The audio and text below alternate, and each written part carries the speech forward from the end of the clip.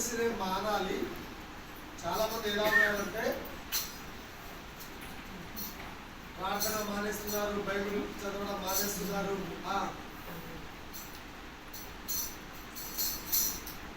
తాగుడు మానమంటే ఎవరు మానతలేరు, సినిమాలు మానంటే మానతలేరు, సీరియల్ మానాలంటే మానేస్తలేరు, పేకాట ఆడడం మానేమంటే మానేస్తలేరు కదా. ఏదేది దేవుడు మానమంటే అది మానేస్తలేరు, ఏదేది చేయాలో అది మానేస్తున్నారు. కాబట్టి ఈరోజు ప్రభువు మనతో మాట్లాడుతున్నారు, మానక ప్రార్థన చేయాలి. చాలా క్రైస్తవ కుటుంబాలలో ఈ రోజుల్లో ప్రార్థన లేదు. చాలా మంది క్రైస్తవ కుటుంబంలో ఆరాధన లేదు, మానేస్తున్నారు. ఎవరికి నష్టం తెలుసా? నువ్వు ప్రార్థించడం కలిస్తే నీకు, నీ పిల్లలకి, నీ కుటుంబానికే నష్టం. నువ్వు మందిరానికి రాకపోతే పాస్టర్ చెప్పదు, నీకే నష్టం. చేయాలి, ఇది అంశం. మానక ప్రార్థన చేయాలి. బైబిల్ చదవాలి, రెడీగా ఉండాలి. కవిత, అంజలి, బైబిల్లో వాళ్ళు బైబిల్ తొందరగా ఎవరు బైబిల్ పంచుతారో చూడాలి. రెగ్యులర్గా వచ్చే వాళ్ళకే పాటలు పాడే చాయిస్, రెగ్యులర్గా వచ్చే వాళ్ళకే బైబిల్ చదివే చాయిస్. నేను చూపి నా ప్రేమకు బొత్తిగా నా మీద పగబట్టి ఉన్నారు, అయితే నేను మానక ప్రార్థన. మనం చాలా మందిని ప్రేమ చూపిస్తాము, చాలా మందికి మేలు చేస్తాము, చాలా మందికి సహాయం చేస్తాము. అయితే కొన్నిసార్లు అది మన మీదనే పగగా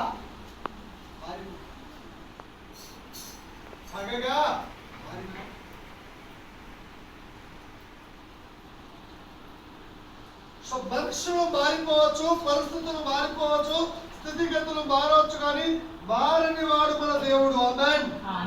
ఏ స్థితినైనా మార్చగలిగిన వాడు మన యేసయ్య. హల్లెలూయా.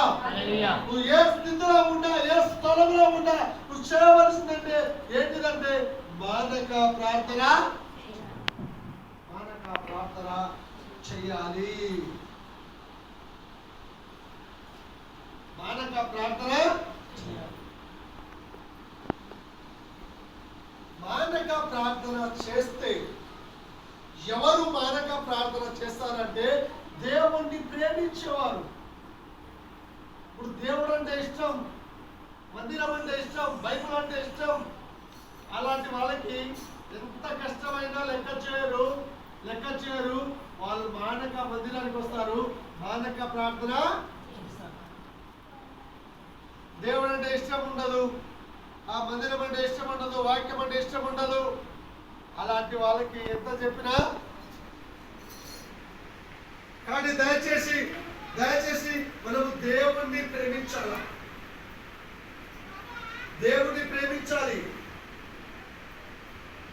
సామెతలు 8వ అధ్యాయము 21వ వచనం చూడండి. ఆయనను ప్రేమిస్తే మిమ్మల్ని ఆస్తికర్తలుగా చేస్తాడట. ఏం చేస్తాడు? దేవుణ్ణి ప్రేమించాలి, ఆయనను ప్రేమించు వారిని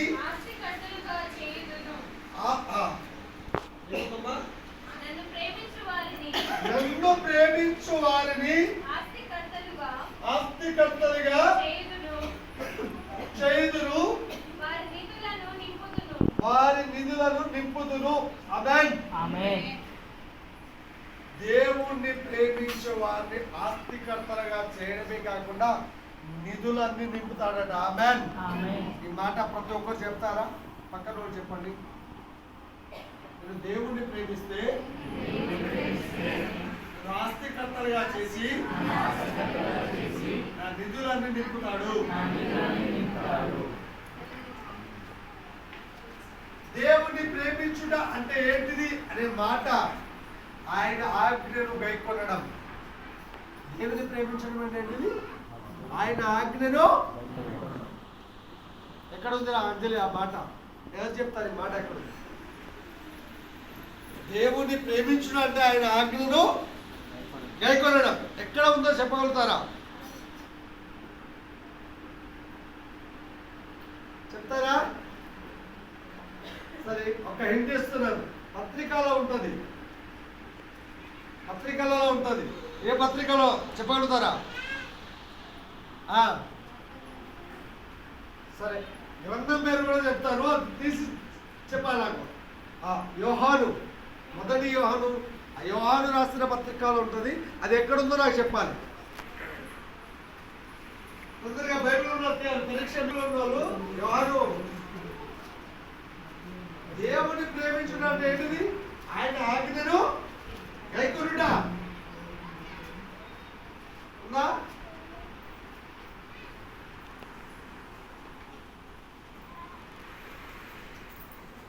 ఎవరికి చూడాలా? బైబిల్ చూడాలి. అందుకే బైబిల్ తెచ్చుకోవాలి. మొదటి యోహాను 5:3 చదవండి. మనము ఆయన ఆజ్ఞలను గైకొనుటే దేవుణ్ణి ప్రేమించుట. ఆయన ఆజ్ఞలు భారమైనవి కావు. దేవునికి స్తోత్రం. హల్లెలూయా. ఇంకోసారి చెప్పండి, రిఫ్రెష్ చెప్పండి. మొదటి యోహాను 5:3. నేను యోహాను అని చెప్పిన కదా, అందుకే ఇంటికాడపై బైబిల్ చదవాలి. ఇంటికాడపై బైబిల్ చదవాలి. ఇంకోసారి చదువు అన్నమాట. దేవుని ప్రేమించుట అంటే ఏంటిది పాస్టర్ గారు? అంటే దేవుని ప్రేమించుట అంటే దేవుని ఆజ్ఞను గైకొనుట. దేవుని ఆజ్ఞ దేవుడు ఏం చెప్తున్నాడు? ప్రతి వారం కంపల్సరీ మందిరానికి రామంటుండు. ఒక్క వారం కూడా మిస్ కాకుండా. నేను ఇంతవరకు ఒక్క వారం కూడా మిస్ కాకుండా చర్చకు వచ్చిన చేతులు పెట్టండి. ఒక్క వారం కూడా మిస్ కాకుండా వచ్చినారు ఒక్కరే. అందరూ ఒక్కరిలా ఉండాలి. ఒక్క వారం కూడా మిస్ కావద్దు. మిస్ అయినాం. ఎప్పుడు చర్చికి రాలేకుండా ఉండలేదా? ఇక్కడ రాలేదు. తినవారం ఆగుని, తినవారం ఆగుని ఆగుని తెలుగు ఎక్కువ ఉంది. ఆగి రాకుండా వచ్చిన చెప్తుంది. సో మనం ఎలా ఉండాలి రాజు? ఒక్క వారం కూడా చర్చికి మిస్ కాకుండా రావాలా? నిర్గమకాండంలో ఉంది ఆ మాట. ఏమని? నేను చెప్తా, ఇంకా చాలా వాక్యం ఉంది. ప్రతి వారం మందిరానికి రావాలా?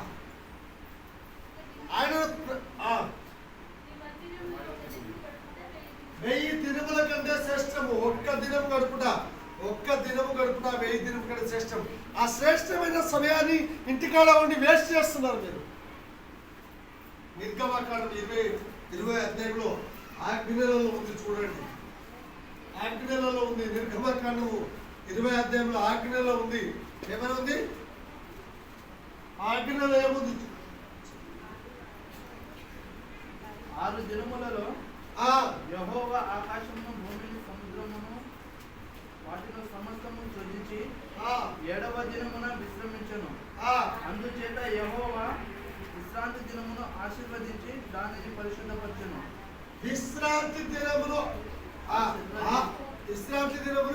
ఆశీర్వదించి దాన్ని పరిశుద్ధపరచెను. ఆమేన్.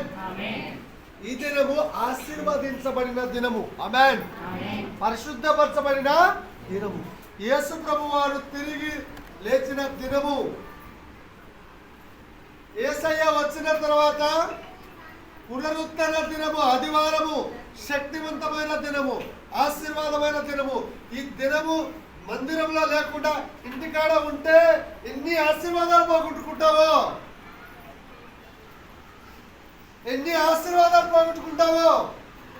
ఒక్క ఆదివారం కూడా మిస్ కాకుండా మందిరానికి రావాలి. రైట్. ఇప్పుడు దేవుని ప్రేమించే వాళ్ళు ఏం చేస్తారంటే ఒక్క వారం కూడా మందిరానికి రాకుండా ఉండరు. రైట్. ఇంకా చాలా ఉన్నాయి. ఇంకా ఆదివారం గురించి చెప్తున్నాను. ఆదివారం గురించి చెప్తున్నాను. పాస్టర్ గారు జనాలు ఎక్కువ, నీకు జనాలతో నువ్వు రాకపోతే నీలాగా అందరూ నేను పోను ఈరోజు చర్చి అంటే చర్చి ఖాళీ ఉంటుంది. నువ్వు వచ్చి నేను వెళ్ళాలి, ఇంకొకరిని తీసుకొని వెళ్ళాలంటేనే చర్చి నిండుతుంది. నువ్వు రాకపోతే చర్చి ఎట్లా నిండుతుంది? ఇక్కడికి వచ్చి ఎవరు వస్తలేరు, నువ్వే రావు, ఎవరు వస్తారు మరి? మరో కదా, మనం వస్తేనే ఇంకొకరు మనతో పాటు వేరే వాళ్ళు వస్తారు. రైట్. ఇప్పుడు చాలా మంది ఏమనుకుంటారంటే పాస్టర్ గారు బైబిల్లో ప్రతిరోజు ప్రార్థన చేయాలని ఉందా? మాట్లాడండి అమ్మా. సేవ చేసే వాళ్ళు, సువార్త చెప్పేవాళ్ళు, అమ్మా మీకు ప్రియంక అర్థమవుతుందా తెలుగు? ప్రతిరోజు ప్రార్థన చేయాలని బైబిల్లో ఉందా? అంజలి ఉందా? చెప్పగలుగుతావా? ప్రతిరోజు ప్రార్థన చేయాలని బైబిల్లో ఉందా పాస్టర్ గారు? చెప్పండి. జాక ఉందా? ఉంది కదా. ఎక్కడ ఉందో చూద్దాం. ప్రతిరోజు ఎందుకు ప్రార్థన చేయాలి పాస్టర్ గారు? బైబిల్లో ఉందా అంటే ఉంది. తెస్సలోనికీయులలో కాదు, అక్కడ ప్రతిరోజు అని రావాలి. 88వ కీర్తన 9వ వచనం చూడండి. ప్రతిరోజు ప్రార్థన చేయాలి. ప్రతిరోజు ఎలా అన్నం తింటున్నావో 3 పూటలు, అలాగనే ప్రార్థన కూడా చేయాలి. ప్రతిరోజు చేయాలి. నా కన్ను క్షీణించుతున్నది. యెహోవా, ప్రతి దినము నేను నీకు మొరపెట్టుచున్నాను. ప్రతి దినము అంటే ప్రతిరోజు. ప్రతి దినము, దినం అంటే రోజు. ప్రతి దినము నేను నిన్ను ప్రార్థిస్తున్నాను. కాబట్టి ప్రతి క్రైస్తవుడు ఏం చేయాలి? ప్రతిరోజు ప్రార్థన ఏం చేయాలమ్మా? ప్రతిరోజు ప్రార్థన చేయాలి. ప్రతిరోజు ప్రార్థన చేయాలి. ఏడ ఉంది పాస్టర్ గారు ప్రతిరోజు ప్రార్థన చేయాలని? ఉందా? పుస్తకంలో ఉందా? ప్రతిరోజు ప్రార్థన చేయాలి. దేవుడు ఖచ్చితంగా చెప్తున్నాడు, ప్రతిరోజు ప్రార్థన చేయాలి. మానక ప్రార్థన చేయాలి. ప్రతిరోజు ప్రార్థన చేయాలి.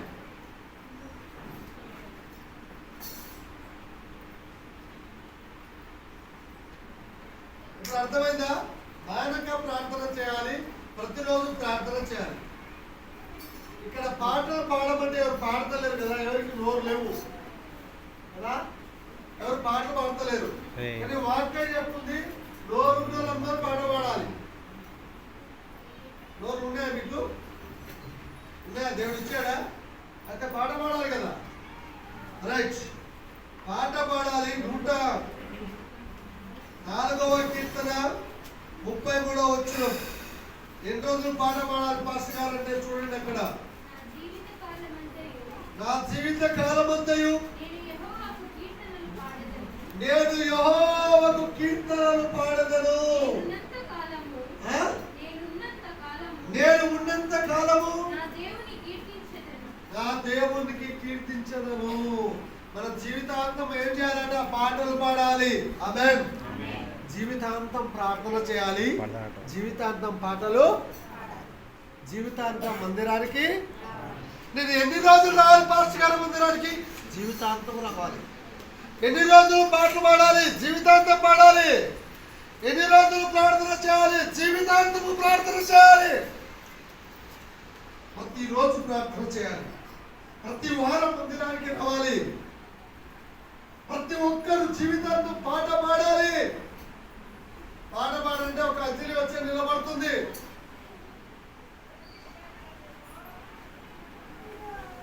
ఈ అంజలి అమ్మ సల్లగా ఉన్నప్పుడు 10 గంటలకు రామంటే 12 గంటలకు వస్తుంది. ఏం చేయాలి?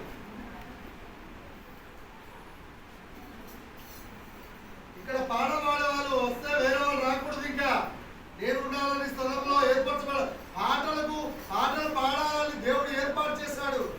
ఆ వాక్యం నేను చూపెడతా, ఒట్టిగా చెప్తలేను. పాటలు పాడే వాళ్ళు ఎలా ఉండాలో కూడా వాక్యం చెప్తుంది. కొత్త పాటలు పాడాలంట. ఒక పాత పాటలే కాదు, కొత్త పాటలు కూడా పాడాలి అని వాక్యం చెప్తుంది. 149వ కీర్తన రెండవ వచనం తీయండి. 149వ కీర్తన 2వ వచనం. కొత్త కొత్త పాటలు పాడి దేవుని ప్రార్థించాలట.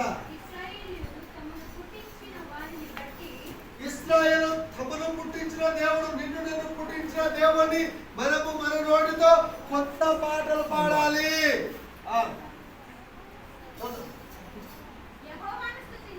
యెహోవాను స్తుతించుడి, యెహోవాకు కొత్త కీర్తనలు పాడండి. ఏ కీర్తన పాడాలి? కొత్త పాట పాడాలి. పాటలు వస్తాయా? ఏ పాట? కొత్త కొత్త పాటలు పాడాలి. ఏ రోజులు పాడతావు హల్లెలూయా స్తుతి మహిమ? ఇంకా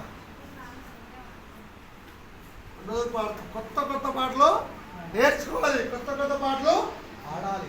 సంఘంలో కొత్త కొత్త పాటలు పాడాలి. వాక్యం చెప్తారు, వారు కొత్త పాటలు పాడారట. మనం ఇంకా పాత పాటల్లోనే ఉన్నాం. కొత్త కొత్త పాటలు పాడాలి.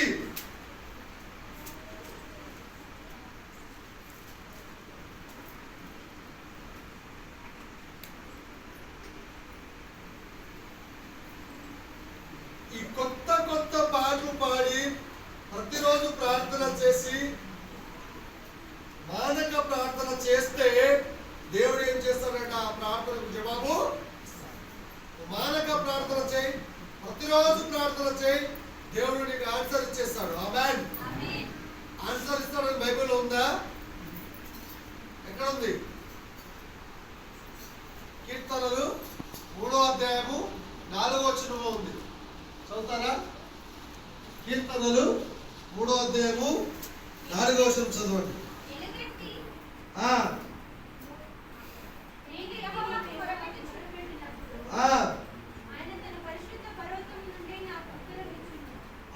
ఎలుగెత్తి యెహోవాకు మొరపెట్టాలట. ఆమేన్. నోరు ఎంత ఉందో అంత తెరిచి ఆయనకి ఎలుగెత్తి ప్రార్థన చేస్తే ఆయన నీకు ఆన్సర్ ఇచ్చేస్తాడు. ఆమేన్. మందిరానికి వస్తారు, నోరు మూసుకొని ఉంటారు. ఎందుకో ఈ నోరు. చప్పట్లు కొట్టని చేతులు దండగా, పాటలు పాడని నోరు దండగా దేవుడు చెప్తున్నాడు. ఉందా? ఈ వాక్యం కూడా ఉంది.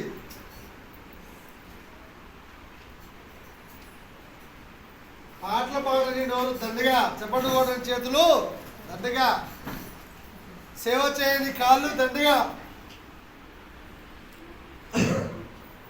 హల్లెలూయా. నువ్వు ఎలుగెత్తి మొరపెట్టినప్పుడు నీకు దేవుడు ఆన్సర్ ఇస్తాడు. ఎలుగెత్తి మొరపెట్టాలి. మొరపెడితే, ప్రార్థన చేస్తే, మానక ప్రార్థన చేస్తే, ప్రతిరోజు ప్రార్థన చేస్తే, నీ నోరు తెరిచి ప్రార్థన చేస్తే ఆయన తప్పకుండా జవాబు. మాస్టర్ గారు, చాలా మంది దేవుని మర్చిపోతున్నారు. నేను కూడా దేవుని మర్చిపోతా. దేవుని మర్చిపోతే ఏం దొరుకుతుంది? చాలా మంది ఏం చేస్తున్నారు? కార్యాలు జరగగానే దేవుణ్ణి మర్చిపోతున్నారు, మందిరాన్ని మర్చిపోతున్నారు, మాస్టర్ని మర్చిపోతున్నారు. మర్చిపోతే ఏమవుతుంది అది కూడా చూద్దాం. దేవుణ్ణి మర్చిపోతే ఏమవుతుంది? చాలా మంది ఏం చేస్తున్నారు? దేవుణ్ణి మర్చిపోతున్నారు. మర్చిపోతే ఏమవుతుంది అర్థమవుతుందా మీకు? శను మర్చిపోతే ఏమవుతుంది చూద్దాం. వాక్యం చూద్దాం. కీర్తనలు 9:17. మర్చిపోతే ఏమవుతుంది?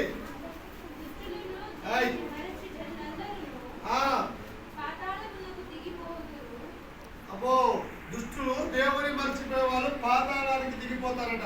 ఎక్కడికి? నోరుంటే మాట్లాడాడు. ఎక్కడికి? దేవుని మర్చిపోతారేమో. అమ్మో, మర్చిపోతున్నామేమో. మర్చిపోతున్నారా? సంఘాన్ని, దేవుణ్ణి, పాస్టర్ని మర్చిపోతున్నావేమో. మర్చిపోతే నీ గతి నా గతి ఏంటి తెలుసా? పాతాళానికి వెళ్ళిపోతావు. అన్ని విషయాలలో ఆర్థికంగా పాతాళం పోతావు, ఆధ్యాత్మికంగా పాతాళం పోతావు, అన్ని విషయాల్లో పాతాళానికి వెళ్ళిపోతావు. ఇక నీ గతి పాతాళమే. కాబట్టి ఎప్పుడు మర్చిపోకూడదు. ఎప్పుడు దేవుణ్ణి మర్చిపోకూడదు. ఇవన్నీ మర్చిపోయినా పర్వాలేదు, కానీ యేసయ్యను మాత్రము మర్చిపోకూడదు. మందిరాన్ని మర్చిపోకూడదు, సేవకుడిని మర్చిపోకూడదు, దేవుని మర్చిపోయే వారి గతి పాతాళమే.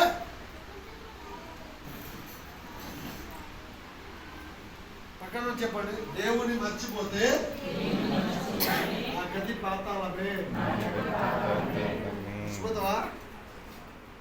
మర్చిపోతావా? ఊపిరి ఉన్నంత వరకు దేవుని మర్చిపోవద్దు. మర్చిపోతే అన్ని విషయాలలో పాతాళానికి, ఆర్థికంగా, అనారోగ్యంగా, అన్ని రకాలుగా నీ స్థితి, నీ గతి పాతాళానికి వెళ్ళిపోతావు. కాబట్టి దేవుని మర్చిపోకూడదు, జాగ్రత్త. దేవుని మర్చిపోకూడదు, జాగ్రత్త అని వాక్యం చెప్తుంది.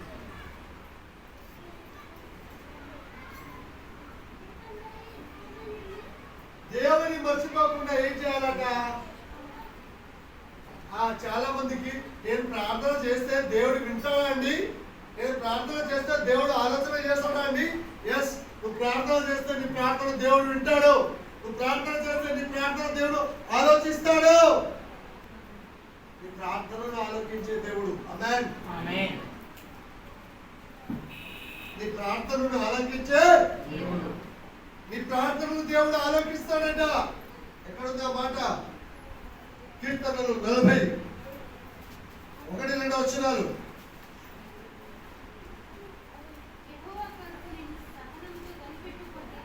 యెహోవా కొరకు ఎలా కనిపెట్టాలట? సహనంతో కనిపెట్టుకుంటుంది. ఆయన నీ ప్రార్థన వింటాయి. నాశనకరమైన గుంటల నుండి, ఊబిలో నుండి ఆయన నన్ను పైకెత్తుతాడు. నాశనకరమైన స్థితిలో నుండి నువ్వు ప్రార్థన చేస్తే నీ ప్రార్థన ఆలకించి నీ ప్రార్థనను విని నాశనమైన కరమైన పరిస్థితుల్లో నుండి దేవుడు నీకు పైకి లేవనెత్తుతాడు. గట్టిగా చెప్పండి కొట్టండి. మీకు హల్లెలూయా. ప్రార్థిస్తే దేవుడు వింటాడు. వినడమే కాదు, నీ నాశనకరమైన తెగుల నుండి, నాశనకరమైన గుంటల నుండి, నాశనకరమైన పరిస్థితుల నుండి పైకి లేవనెత్తుతాడు. ఆమేన్, ఆమేన్, ఆమేన్. హల్లెలూయా, హల్లెలూయా, హల్లెలూయా, హల్లెలూయా. చాలా లేట్ అయింది.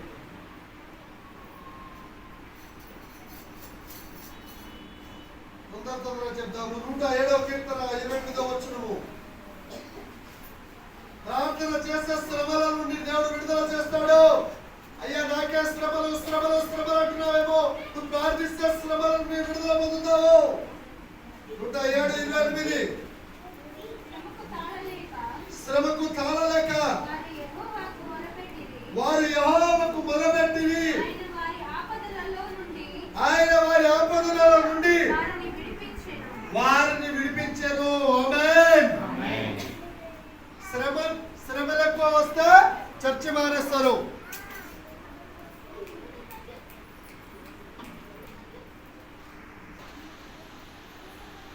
ఒక్క పని జరగడం లేదు, జరుగుతాయి.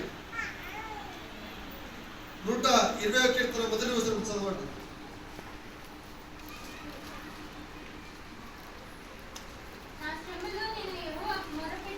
నా శ్రమలలో నేను యెహోవాకు మొరపెడుతుని. ఈ శ్రమలలో దేవునికి మొరపెట్టు, నీకు ఆన్సర్ వచ్చేస్తుంది. ఆమేన్, ఆమేన్. శ్రమలలో ఏం చేయాలి? పాల్చేయాలి. ఎన్ని శ్రమలు వస్తున్నాయి, దేవుని ప్రార్థన చేయ, ఆన్సర్ వస్తుంది.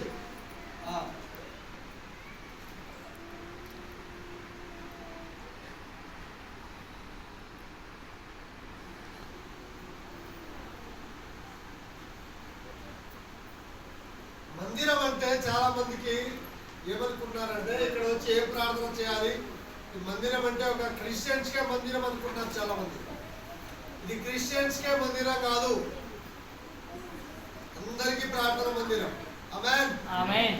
సమస్త జనులకు ప్రార్థన ప్రార్థన మందిరము. ఏ మందిరము? ప్రార్థన మందిరం. ప్రార్థన మందిరానికి వస్తారు, ప్రార్థన చేయరు. చూడండి, యెషయా గ్రంథం 56వ అధ్యాయం 7వ వచనము. యెషయా గ్రంథం 56:7.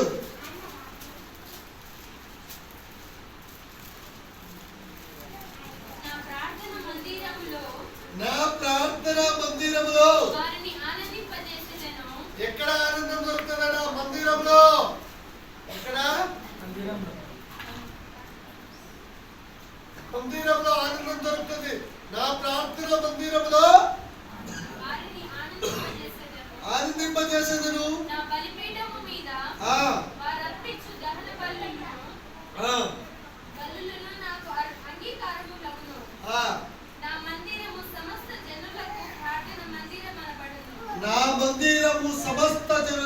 ప్రార్థన మందిరము. ఆమేన్. హిందూ, ముస్లిం, క్రిస్టియన్ అందరికి, జనులందరికీ మందిరం ఎవరైనా రావచ్చు. ఆమేన్. కులము, గోత్రము, పేద, ధనిక, మతము ఏమే, నా మందిరము సమస్త జనులకు ప్రార్థన. ఏ మందిరం ఇది? వచ్చి ఏం చేయాలి? ప్రార్థన. రాగానే వీళ్ళతో మాట్లాడడం, వాళ్ళతో మాట్లాడడం అదే సరిపోతుంది. మనం వెళ్ళేది దేనికి? ప్రార్థనకి వెళ్తున్నాం.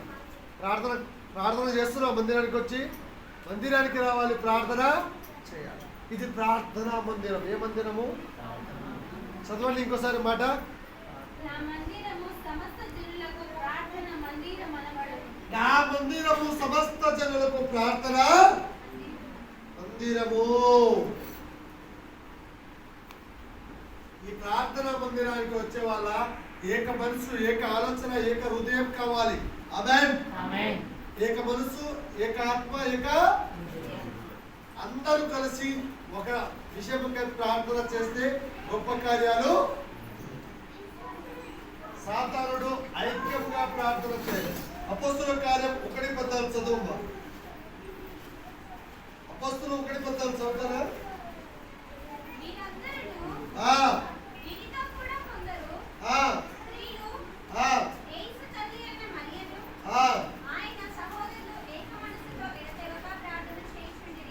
ఎడతెగక ప్రార్థన చేస్తున్నారు. ఎడతెగక ప్రార్థన చేస్తే ఏం జరిగింది తెలుసా? ఏక హృదయం, ఏక ఆత్మ, ఏక ఒక్కటి ఆలోచన. అలా ప్రార్థన చేస్తే ఏమైంది తెలుసా? పరలోకము తెరవబడింది. ప్రభు ఆత్మ దిగి వచ్చింది, అభిషేకం దిగి వచ్చింది, ఆత్మ దిగి వచ్చింది, దేవుడే దిగి వస్తే వచ్చాడు. అపొస్తలుల 2వ అధ్యాయం చదవండి, 10వ వచనం నుండి. అలా ప్రార్థన చేస్తే ఏమైంది చదవమా? పెంతెకొస్తు పండుగ దినమున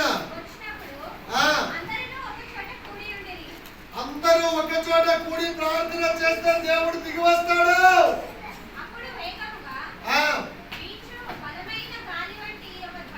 ఒక తొలి ఆకాశం నుండి వచ్చేసిందండి. అందరూ కలిసి ప్రార్థన చేయాలి. ఆమేన్. మీరు అనుకుంటారు పాస్టర్ ఒకటే ప్రార్థన చేయాలి. కాదు కాదు కాదు. అందరూ టైంకి రావాలి. అందరూ కలిసి ప్రార్థన. అందరూ కలిసి ప్రార్థన చేస్తే ఆకాశం తెరవబడి పరిశుద్ధాత్మ దిగింది, దేవుడే దిగి వచ్చాడు, అగ్ని దిగి వచ్చింది, ఆత్మ దిగి వచ్చింది.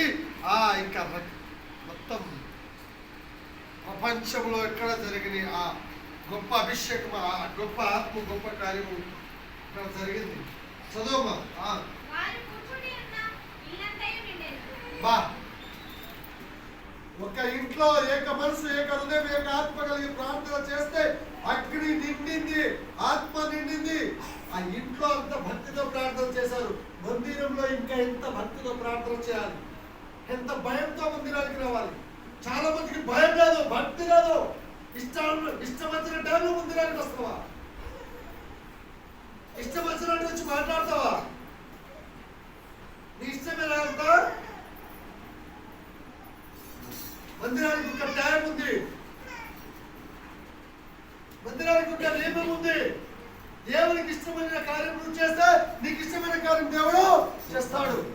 దేవునికి ఇష్టమైన టైంలో నువ్వు రా, టైంకి రా మందిరానికి. ప్రార్థన చేయంతో అందరితో కలిసి. నేనే ఒక్కనే ప్రార్థన పరుడు రానని డబ్బా కట్టుకోకు. నువ్వు ఒక్కడే కాదు. ఏలి అనుకున్నాట నేను ఒక్కడే అని. దేవుడు నాట నీకంటే చాలా మంది ఉన్నారని చెప్పాడు. నేను ఒక్కడే అని ఎప్పుడు అనుకోవద్దు. అందరితో కలిసి చేసేవాడే ఐక్యత కలిగి ప్రార్థన చేస్తే సాతాను సంఖ్యలు జరిగి నీ జీవితంలో నేను ఒక్కదాన్నే, నేను ఒక్కనే. ఒక్కది అంటే అది సాతాను విడదీస్తుందట సంఘంలో. ఎవరితో కలవలేదు, ఎవరితో మాట్లాడలేదు. ఐక్యతతో కలిగి చేస్తే ఆత్మ వర్షం కురిచింది, అగ్ని వర్షం కురిచింది, భూమి స్థలం మొత్తం మీద అయింది. ఒకే భాషతో మాట్లాడారు. ఐక్యతతో సేవ చేయాలి, ఐక్యతతో మందిరంలో ఉండాలి, ఐక్యతతో కుటుంబంలో ఐక్యత ఉండాలి. చాలా మంది కుటుంబంలో ఐక్యత లేదు. భార్య మాట భర్త లేడు, భర్త మాట భార్య లేదు. సంసారం ఎలా బాగుపడుతుంది, కుటుంబం ఎలా బాగుపడుతుంది? ఈమెమో తాగొద్దంటే ఆయన పోయి ఎక్కువ తాగుతాడు. అవునా? సీరియల్ మానేయమంటే ఆమె ఎక్కువ సీరియల్ ఇంకో జ్యోతిలక్ష్మి అని ఇంకోటి వస్తుంది సీరియల్ కదా, కొత్త సీరియల్ జ్యోతిలక్ష్మి, నేను పెడుతున్న పేర్లు. ఇంకో జ్యోతిలక్ష్మి అని ఎవరో తీస్తారు, ఇక ఈ మానేసి ఆ జ్యోతిలక్ష్మిని చూస్తారు. అట్లా అట్లా దేవుడు అందుకే మానవలసింది మానేయాలి.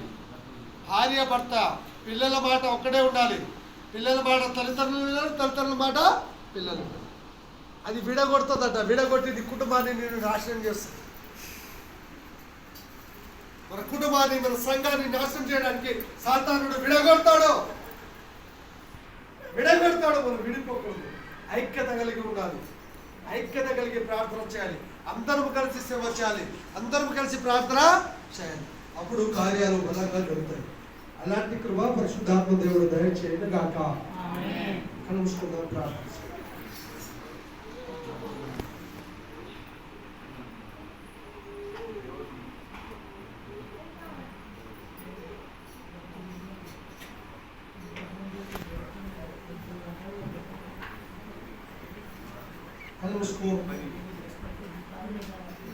ప్రభువా, నేను ప్రతిరోజు ప్రార్థన చేయలేకపోతున్నాను.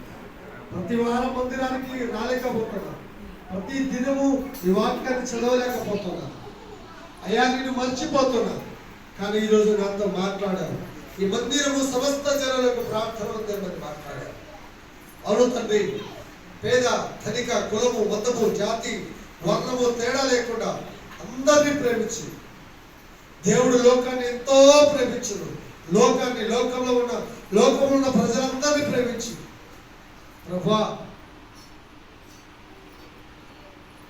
ప్రజలందరి కొరకు ప్రాణం ఇచ్చావు, రక్తంలో కార్చావు. ఈరోజు వాక్యం ద్వారా మాతో మాట్లాడినందుకు నిన్ను ప్రేమించే వారు ఆస్తికర్తలుగా ఉంటారన్నారు. నిన్ను ప్రేమించాలి నాయన. ఈ ఆజ్ఞలను గైకొనాలి. నిధులు నింపబడాలి. మా కుటుంబాలు ఆస్వాదించబడాలి. మా కుటుంబంలో ఐక్యత, సంఘంలో ఐక్యత, సేవలో ఐక్యత. నీ మాట, నీ సేవకుని మాట వినాలి నాయన. ఇన్ని రోజులు మేము వినలేకపోయినాము. వినే భాగ్యమును దయచేయి. ఆత్మతో అభిషేకించి మమ్మల్ని ఆశీర్వదించి మా నిధులను నింపి మా కుటుంబాలను, మా జీవితాలను సమృద్ధి, ఆశీర్వాదము, మేలు చేత ఆరోగ్యము, సమృద్ధి, ఆశీర్వాదము, మేలు దయచేయమని యేసు నామములో అడిగి వేడుకుంటున్నాను తండ్రి. ఆమేన్. ఆమేన్.